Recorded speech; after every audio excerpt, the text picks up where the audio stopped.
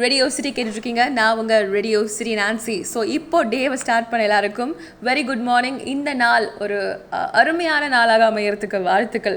அப்படி தான் சொல்லி ஒவ்வொரு நாளும் ஆரம்பிக்கிறோம். ஆனால் எழுந்துக்கும் போதே மத்தியானம் ஆகிடுது. அதுக்கப்புறம் ஸ்ட்ரெயிட் லஞ்ச், அதுக்கப்புறமா எங்கே டைம் இருக்குது அப்படிங்கிற மாதிரி தான் பல பேரோட வண்டி ஓடிக்கிட்டு இருக்கு. பட் சொல்லுங்களேன், இந்த ஒரு லாக்டவுன் பீரியட் நம்ம இது வரைக்கும் இந்த மாதிரி ஒரு சுச்சுவேஷன்லாம் எக்ஸ்பீரியன்ஸ் பண்ணதில்லை. சம்திங் வெரி டிஃப்ரெண்ட், வியர்ட் இதெல்லாம் தாண்டி இந்த லாக்டவுன் பீரியடில் உங்களுக்கு வீட்லேயே நீங்கள் ஸ்பெண்ட் பண்ண டைமில் மறக்க முடியாத ஒரு நாள்னால் என்னவாக இருக்கும்? அப்படி இன்னும் நீங்கள் அந்த மாதிரி ஒரு நாளை ரிமார்க்கபிளாக உங்கள் கேலண்டரில் நீங்கள் மார்க் பண்ணல அப்படின்னா ஏதாவது ரிமார்க்கபிளாக நீங்கள் பண்ணலாமே. ஸோ வை நாட் ட்ரை பண்ணி பாருங்கள். அது குக்கிங்காக இருக்கலாம், இல்லை உங்கள் ஃபேமிலியோட குவாலிட்டியான ஒரு டைம் ஸ்பெண்ட் பண்ணுறதா இருக்கலாம், ஒரு மூவி நைட் அப்படின்னு பிளான் பண்ணி நீங்களே உங்கள் கைப்பட எல்லாருக்கும் சமைச்சு கொடுத்து ஒரு மூவி பார்த்துக்கிட்டே நீங்கள் செஞ்ச ரெசிபீஸ் டிஷ்ஷஸ்லாம் சாப்பிட்றது அப்படிங்கிறது சம்திங் நீங்கள் அந்த மாதிரி பிளான் பண்ணலாமே. கண்டிப்பாக ரொம்ப என்ஜாயபுளாக இருக்கும். எனக்கு என் birthday, because for the first time நான் வீட்லேயே என்னுடைய பர்த்டேவை செலிப்ரேட் பண்ணேன். என் ஃப்ரெண்ட்ஸ் கூட ஆப் மூலியமாக கலெக்ட் பண்ணி கேக்கெல்லாம் கட் பண்ணோம். ஸோ ஐ திங்க் அது ரொம்ப ரிமார்க்கபிள். அந்த மாதிரி இந்த லாக்டவுன் பீரியடில் ஐயோ இது கடுப்பாக இருக்குப்பா அப்படின்னு சொல்லி கம்ப்ளைண்ட் பண்ணுறதை தாண்டி எப்படி பெஸ்ட் ஆஃப் த லாக்டவுன் டேஸாக மாற்றலாம் அப்படிங்கிறதையும் நீங்கள் யோசிக்கலாம். அட் த சேம் டைம் நம்ம ஷோவில் நிறைய எக்ஸ்பர்ட்ஸ் கிட்ட, நிறைய டிஃப்ரெண்ட் ஆட்கள் கிட்ட நம்ம கனெக்ட் பண்ணிகிட்ருக்கோம் ஆல் ஓவர் த வேர்ல்ட்லேருந்து. அந்த வரிசையில் இன்றைக்கும் ஒரு எக்ஸ்பர்ட் கூட பேச போகிறோம். இன்றைக்கி நம்ம கூட பேசக்கூடிய எக்ஸ்பர்ட் யாருன்னு பார்த்தீங்கன்னா ஒரு add film director Suresh Ramakrishnan. So கண்டிப்பாக இன்றைக்கி ஷோ ஸ்டூடெண்ட்ஸ்க்கெல்லாம் ரொம்ப என்டர்டெய்னிங்காக இருக்கும். இல்லை இந்த மீடியா துறையில், இல்லை ஆர்ட் ஃபார்ம்ஸ் இந்த மாதிரி விஷயங்களில் போகணுன்னு ஆசை இருக்கிற எல்லாருக்கும் கண்டிப்பாக இன்றைக்கி ஷோ ரொம்ப இன்ஃபர்மேட்டிவாக இருக்கும், எஸ்பெஷலி ஸ்டூடெண்ட்ஸ்க்கு. ஸோ வணக்கம் sir, really happy to have you on my show. Thanks for connecting. So நீங்கள் இப்போ பார்த்தீங்கன்னா நிறைய ஸ்டூடெண்ட்ஸ்க்கு நீங்கள் ட்ரைனிங்லாம் கொடுக்குறீங்க பிராண்டிங் பற்றி and different types of training உங்கள் ஸ்டூடெண்ட்ஸ்க்கு. ஸோ எப்படிலாம் ட்ரெயின் பண்ணுறீங்க அவங்கள? நான் ஒரு 20 வருஷமாக அந்த அட்வர்டைஸிங் ஏஜென்சி ரன் பண்ணிட்டு வரேன், லிவரேஜ் அட்வர்டைஸிங்ன்ற பேரில்.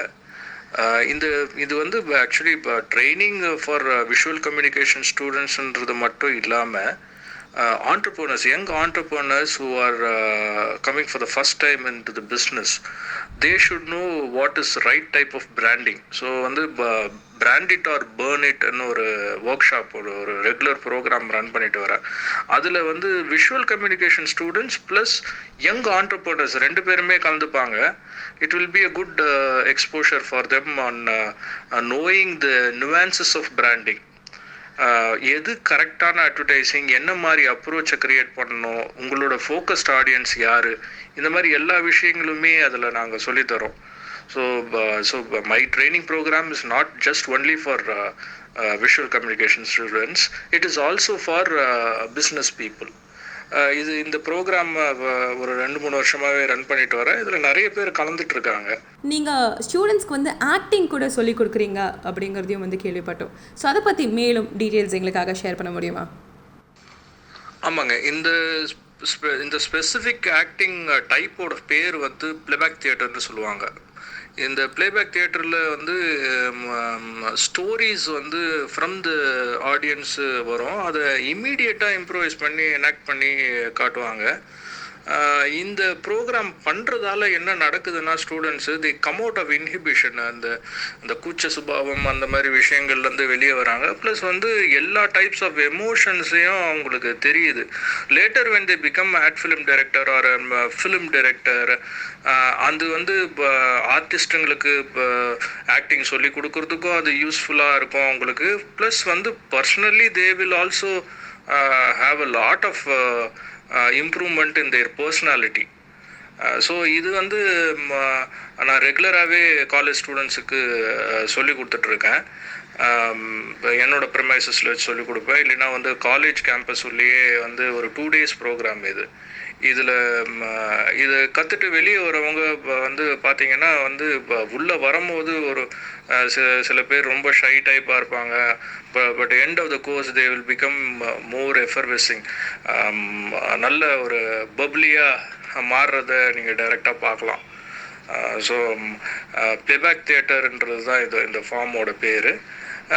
இதில் வந்து நான் ப்ளேபேக் தேட்டர் மட்டுமே ஃபோக்கஸ் பண்ணல, இதில் நிறைய அதர் திங்ஸையும் நான் ஆட் பண்ணுறேன். என்னோட ஸ்பெஷலைஸ்டு ஆக்டிங் ஸ்கில்ஸு ப்ளஸ் வந்து இப்போ பர்சனாலிட்டி டெவலப்மெண்ட்டுக்கு உண்டான விஷயங்கள். So it's a holistic acting program. It's not just acting program, it's all about bringing out a new person in you. So this is all about playback, acting course. Wonderful. Thank you so much, sir. So actually இந்த கோர்சஸ்லாம் நீங்கள் where do you train them, sir?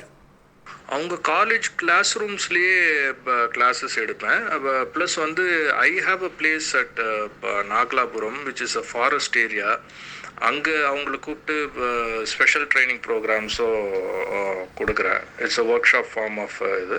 Plus வந்து இங்கே சென்னையில் இருக்கிற lecture halls ஏதாவது hire பண்ணி கிளாஸ் எடுப்பேன் based on the requirement actually.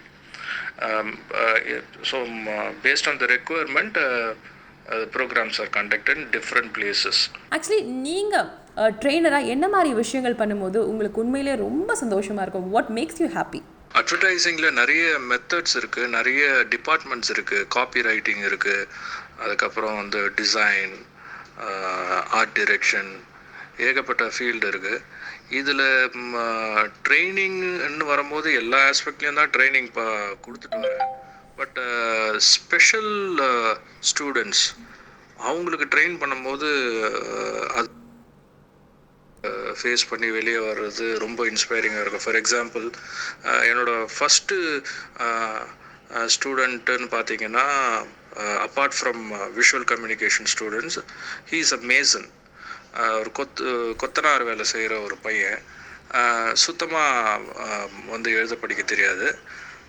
ஆனால் he wanted to lift himself from that position. So அவருக்கு வந்து நான் வந்து சில டூல்ஸ் எல்லாம் சொல்லி கொடுத்தேன். ஃபோட்டோஷாப்லேயும் கோரல் ட்ராலையும் எல்லாத்தையுமே சொல்லி கொடுக்காம பர்டிகுலராக ஒரே ஒரு ஆஸ்பெக்டில் மட்டும் அவரை ட்ரெயின் பண்ணேன். That is recreation with pen tool plus வந்து ஃபோட்டோ ரீடச். இதை வந்து அவருக்கு கிட்டத்தட்ட ஒரு 3 மாதம் அந்த 2 டூலை மட்டுமே சொல்லி கொடுத்தேன். ஏன்னா வந்து லேர்னிங் கேப்பபிலிட்டி ரொம்ப கம்மியாக இருக்கும் அவருக்கு. அதனால் சொல்லி கொடுக்கும்போது அவர் வந்து அதை ஃபோக்கஸ்டாக லேர்ன் பண்ணும்போது அதில் அவர் வந்து ரொம்ப ப்ராப்பராக கற்றுட்டு அதை நல்லா வந்து he made that skill himself. So கொஞ்ச நாள்லேயே அவர் வந்து இன்னும் நிறைய ப்ரோக்ரஸ் காமிச்சார். இப்போ அவர் வந்து ஒரு leading design company, design training இன்ஸ்டியூட்டில் ஃபேக்கல்ட்டியாக இருக்கார். Look at the transformation from a mason to a faculty in a established firm. That gives me more happiness. இந்த மாதிரி வேறு ஏதாவது ஸ்டூடெண்ட்ஸ்க்கு வந்து நீங்கள் ட்ரைனிங் கொடுத்துருக்கீங்களா இந்த லேர்னிங் டிசபிலிட்டியோடு இருக்கிறவங்களுக்கு? ஒரு மெக்கானிக் ஷெட்டில் வேலை செஞ்ச ஒரு பையன், he wanted to upgrade himself. So he came and approach me. அவருக்கு வந்து கிட்டத்தட்ட ஒரு 6 மாதம் ட்ரைனிங், இன்டென்சிவ் ட்ரைனிங் கொடுத்த பின்னாடி அவர் வந்து கற்றுக்கிட்டது இல்லாமல் என்னோட ஆஃபீஸுக்கு ரெகுலராக வர விஷுவல் கம்யூனிகேஷன் ஸ்டூடெண்ட்ஸுக்கு பேசிக் ட்ரைனிங்கே அவர் தான் தருவார். ஸோ அவர் ட்ரெயின் பண்ணுற அளவுக்கு, காலேஜ் ஸ்டூடெண்ட்ஸை ட்ரெயின் பண்ணுற அளவுக்கு டிசைனில் he lifted himself. That is giving me a lot of happiness.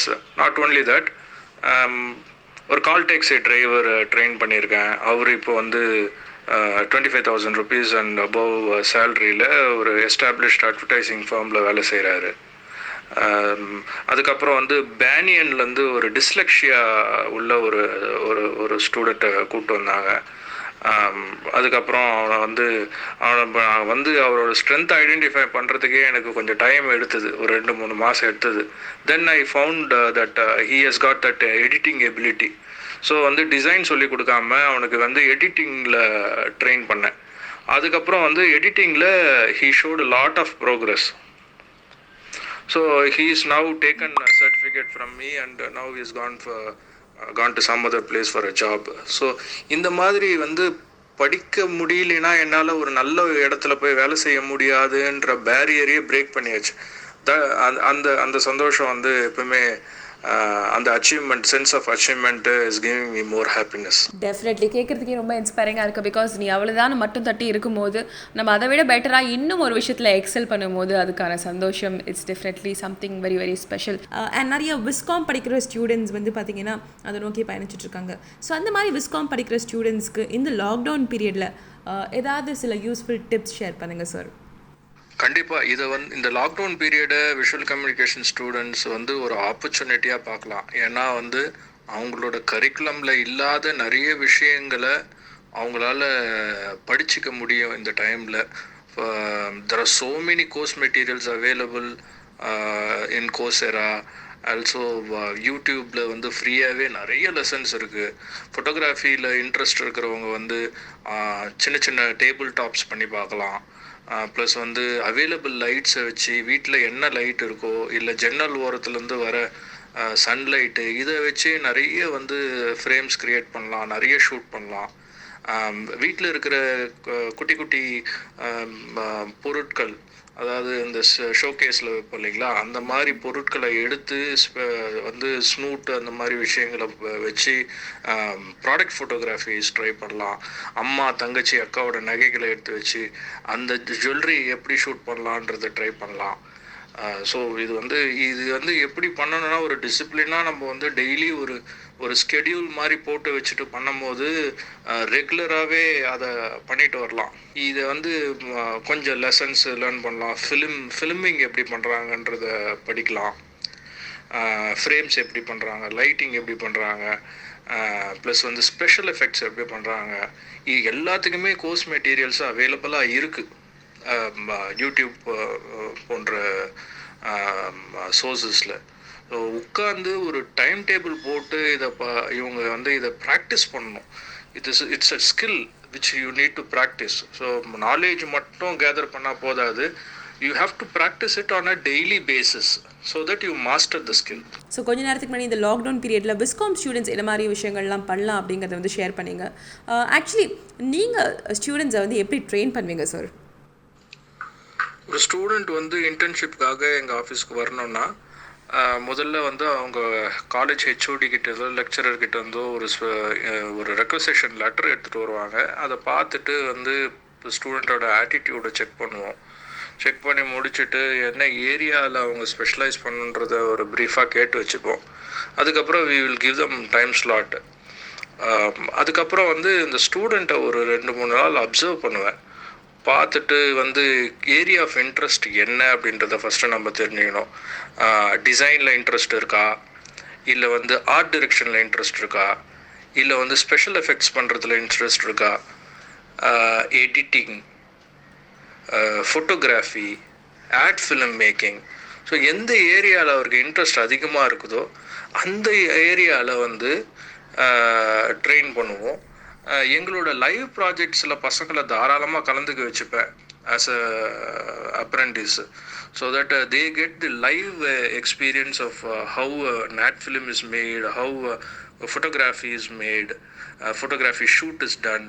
So இந்த மாதிரி விஷயங்களில் அவங்கள ரியல் டைம் சினாரியோவில் இது பண்ணும்போது எத்தனை புக்கு படித்தாலும் இந்த ரியல் எக்ஸ்போஷருக்கு ஈக்குவலாக வராது.